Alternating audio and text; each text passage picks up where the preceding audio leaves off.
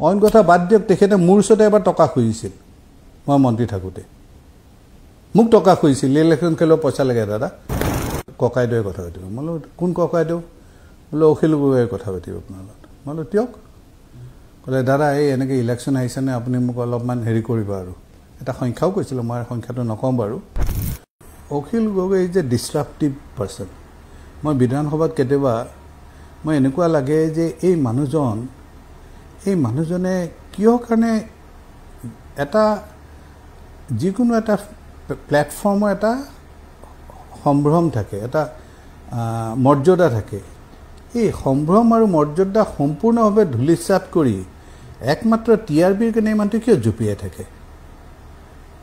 আৰু যিখিনি কথা কয় সেইখিনি কথাটো মই খুব তেনেকুৱাকৈ গ্ৰহণযোগ্যতা নাপাওঁ